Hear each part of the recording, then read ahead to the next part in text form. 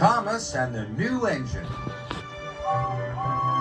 The trains on the island of Sodor keep very busy. There are always lots of jobs to do. One morning, Sir Topham Hatt came to Tidmouth Sheds. "A new engine has arrived on the island," he announced.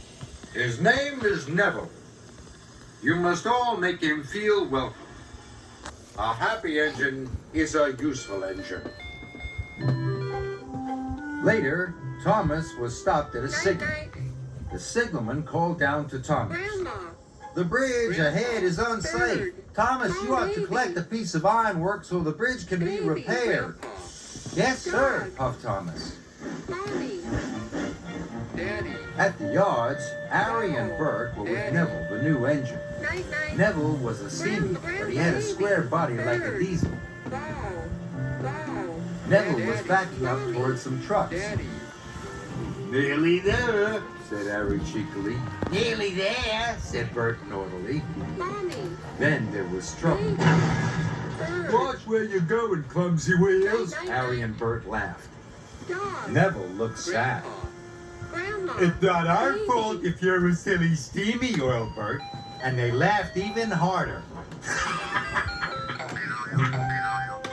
Thomas arrived at the yards.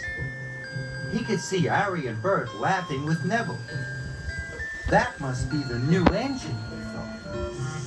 He must be friends with the Diesels.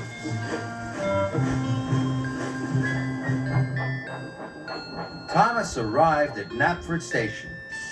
"Have you seen the new engine yet?" asked James. "Yes," said Thomas, "but we'd better be careful. I saw him at the yards with Harry and Bert. They were laughing together."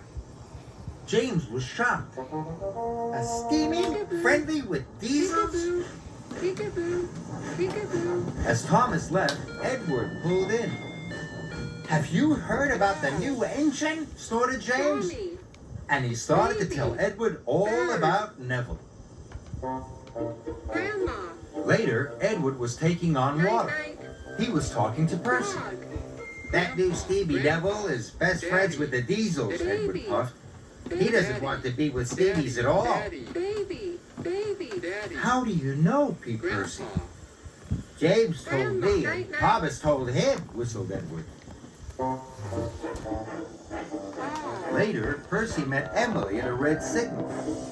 "Don't go near Neville, the new engine," he told her. "The Diesels have told him to biff into Steamies. Edward told me. James told Edward.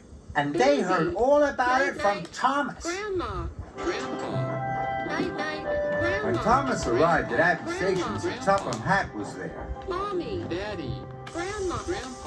"Thomas, you must warn all engines not to cross the bridge until it's repaired," he boomed.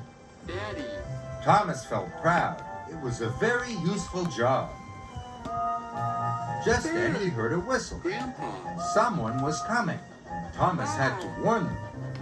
It was Neville, pulling Annie and Clarabel. Thomas was shocked. Annie and Clarabel were his carriages. "Hello," puffed Neville cheerfully. "I'm not talking to you," Thomas huffed crossly. Neville didn't know what he had done.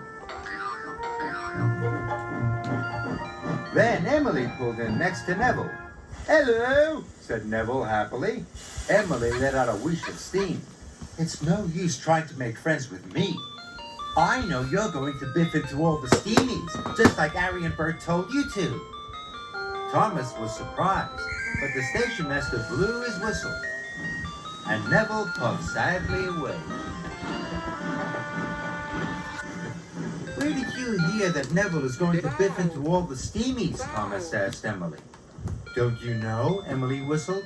"Percy told me, Edward told Percy, James told Edward, and you told James," huffed Emily. "But I only said to James that I'd seen Neville with Harry and Bert." Then Toby arrived. "Have you heard about Neville, the new engine?" he puffed. "Henry saw Harry and Bert be horrible to him at the yards." Emily was shocked. Thomas couldn't believe it. Neville wasn't friends with the Diesels after all. Where was Neville going, Emily tooted. Cinders and ashes, cried Thomas. Neville's heading for the broken bridge. I must stop him. Daddy. Baby. Neville was speeding through the countryside as fast as he could. Suddenly, Neville saw a barrier on the track. He slammed on his brakes, but it was too late. Dog. Daddy. Neville was in terrible trouble. Grounded. He was on the broken end of the bridge. Night. Thomas knew it was all his fault. Suddenly, he had an idea. Thomas steamed slowly and carefully onto the bridge. He gently bumped Clarabelle and was coupled up. Thomas was very scared. Slowly and steadily, he began to pull Neville back from the edge. The bridge made a creaking noise. Thomas knew he must hurry. He pulled as hard as he could, and with one big puff, he pulled Neville's wheels off the bridge. Thomas had done it. He had saved Neville and Annie and Clarabelle. Thank you, whistled Neville. I should have warned you, puffed Thomas, but I was too busy believing silly stories. I thought you didn't like steamies, but now I know I was wrong. Thomas gave Neville a long, friendly toot-toot. Neville was very happy. At last, he knew he had a good friend in Thomas.